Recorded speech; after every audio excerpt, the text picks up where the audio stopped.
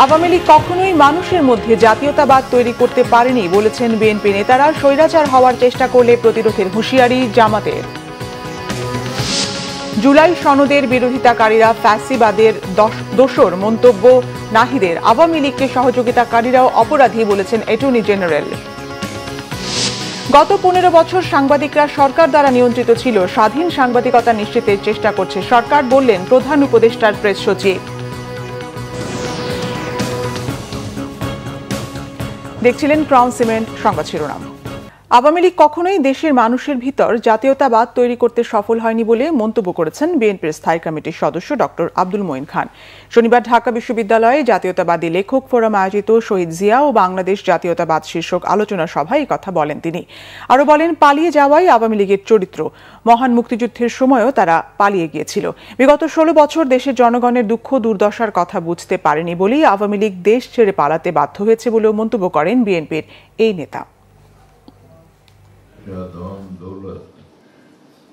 আমাদের দেশে আওয়ামী লীগ একটি রাজনৈতিক দল হিসেবে এদেশের পরিচালনায় কিন্তু তারা দীর্ঘদিন ছিল এবং সর্বশেষ বিগত 15 বছরে তারা এদেশে যে স্বৈর শাসন কায়েম করেছিল সেটা বাংলাদেশের প্রতিটি মানুষ জানে।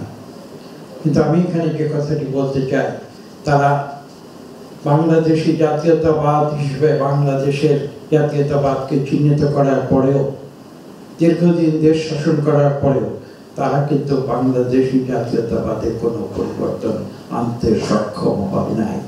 এবং মব ভায়োলেন্স বন্ধ না করতে পারলে সুষ্ঠু নির্বাচন করা সম্ভব নয় বলে মন্তব্য করেছেন রাজনৈতিক দলের নেতারা। ঢাকা রিপোর্টার্স ইউনিটিতে সাইবার সুরক্ষা অধ্যাদেশ 2025 কতটুকু সুরক্ষা দেয় শীর্ষক সেমিনারে এসব কথা বলেন নেতারা। সভায় নজরুল ইসলাম খান বলেন, ঐকমত্যের কমিশনে অনেক গুরুত্বপূর্ণ বিষয় নিয়ে আলোচনা হচ্ছে, কিন্তু সাইবার আইন নিয়ে কথা হচ্ছে না। যারা আইন প্রয়োগের দায়িত্বে, তারা যদি আইনের ব্যত্যয় ঘটায় তাদের শাস্তির বিধান প্রত্যেক আইনে থাকা প্রয়োজন বলে মন্তব্য তার। আর নাগরিক ঐক্যের সভাপতি মাহমুদুর রহমান মান্না বলেছেন, বাড়ি ভাঙার সংস্কৃতি থাকলে দেশে গণতন্ত্র ফিরে আসবে না। মব ভায়োলেন্স বন্ধ করতে না পারলে সুষ্ঠু নির্বাচন করা সম্ভব নয় বলে মন্তব্য করেন নেতারা। ভালো নির্বাচন করতে পারাও একটা বড় সংস্কার। 3টা টার্ম দেশে নির্বাচনের নামে যা হয়েছে, মানুষের সামনে মুখ দেখানো যায় না, পৃথিবীর কাছে আমাদের সম্মান নষ্ট হয়েছে। ভালো নির্বাচন করতে পারলেও বাংলাদেশের সম্মান নষ্ট। সেই ভালো নির্বাচন করতে পারবেন? বিভিন্ন জায়গায় যেই ধরনের মবক্রেসি চলছে, এটা বন্ধ করতে না পারলে সুষ্ঠু নির্বাচন হবে কীরকম করে? যে আইনে যদি কোনো অস্পষ্টতা থাকে এবং সে কারণে যদি জনগণ হয়রানির শিকার হয়, তাহলে সে অস্পষ্টতা দূর করা যারা আইন করেছেন এটা তাদের কর্তব্য, তাদের করা উচিত। তারা অস্পষ্ট রেখে কিছু লোককে দুর্নীতি অনাচার করার, কিছু লোককে জুলুম করার সুযোগ দেবেন, এটা কোনো আইনের বিষয় হতে পারে না। অতীতের মতো যেন তেন নির্বাচন চায় না বাংলাদেশ জামাত ইসলামী। কেউ স্বৈরাচার হওয়ার চেষ্টা করলে তার বিরুদ্ধে কঠোর প্রতিরোধ গড়ে তোলা হবে বলে মন্তব্য করেছেন দলটির আমির ডাক্তার শফিকুর রহমান। সকালে কুমিল্লা সদর উপজেলার পদুয়ার বাজার এলাকা ঢাকা চট্টগ্রাম মহাসড়কে এক পথসভায় তিনি একথা বলেন। এ সময় তিনি আরও বলেন, জুলাইয়ের শহীদেরা যে রক্ত দিয়ে বাংলাদেশকে স্বৈরাচার মুক্ত করে গেছে, সেই রক্তের সাথে বেইমানি করা যাবে না। পথসভায় তিনি আরও বলেন, সম্প্রতি কিছু রাজনৈতিক দলকে দেখা যাচ্ছে তারা ক্ষমতায় যাওয়ার আগেই দখল ও লুটপাট শুরু করেছে, তাদের সংযত হয়ে যাওয়ার আহ্বান জানান তিনি।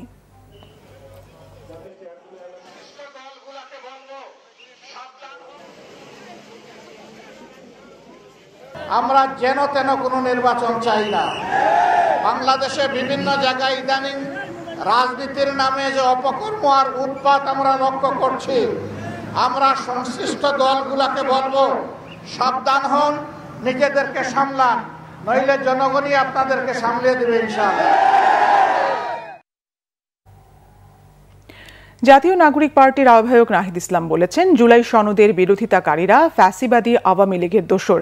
বগুড়ায় ৭ মাথায় মুক্ত মঞ্চে পথসভায় তিনি কথা বলেন। নাহিদ ইসলাম বলেন, রাজনীতির খেলার পরিবর্তন করবে এনসিপি। আগামী ৩ অগাস্ট ঢাকায় শহীদ মিনারের মহাসমাবেশ থেকে ঐতিহাসিক জুলাই সনদ ঘোষণা করা হবে।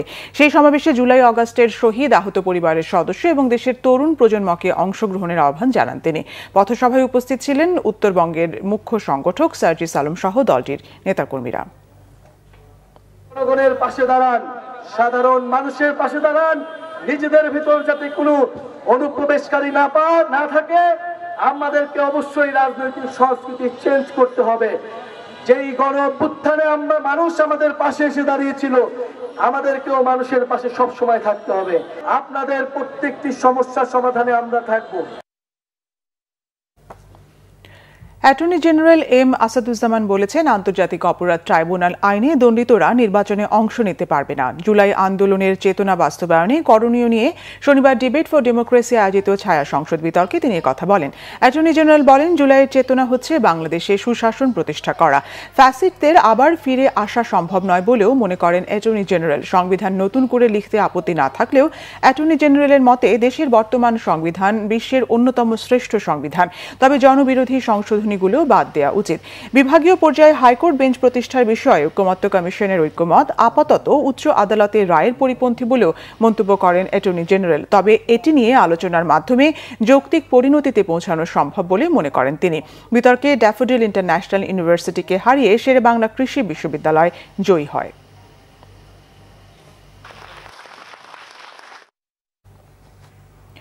গণমাধ্যমের স্বাধীনতা ও সাংবাদিকদের নিরাপত্তা নিশ্চিতে অন্তর্বর্তী সরকার কাজ করছে বলে জানিয়েছেন প্রধান উপদেষ্টার প্রেস সচিব শফিকুল আলম।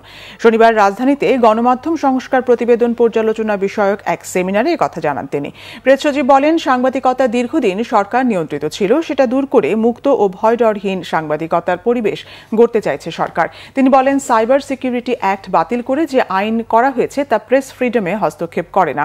শফিকুল আলম বলেন, সাংবাদিকতার কারণে কোনো সিক্রেট এজেন্সির হুমকি ও গুমের সংস্কৃতি থেকে বেরিয়ে আসা সরকারের লক্ষ্য।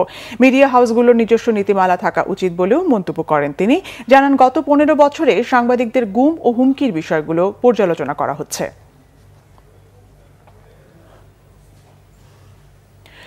কুমিল্লার মুরাদনগরে মা ও 2 সন্তানকে পিটিয়ে হত্যাকাণ্ডে ইউপি চেয়ারম্যান সহ 38 জনের বিরুদ্ধে মামলা দায়ের করা হয়েছে। পুলিশ জানায়, নিহত রোকসানা আক্তার রুবির বড় মেয়ে রিক্তা আক্তার বাদী হয়ে মামলাটি করেন। মামলায় 38 জনের নাম সহ অজ্ঞাত বেশ কয়েকজনকে অভিযুক্ত করা হয়েছে। এই ঘটনায় শুক্রবার রাতে সেনাবাহিনী ও পুলিশ অভিযান চালিয়ে 2 জনকে আটক করে।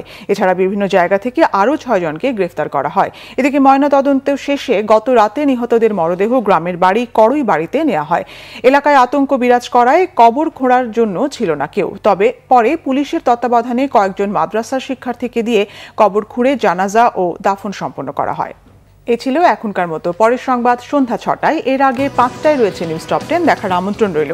এছাড়া বাংলাভিশন সংবাদ ও সংবাদ সংশ্লিষ্ট অনুষ্ঠান দেখতে ভিজিট করুন www.bvnews24.com ও facebook.com/banglavishannews এবং সাবস্ক্রাইব করুন youtube.com/banglavishannews। ধন্যবাদ।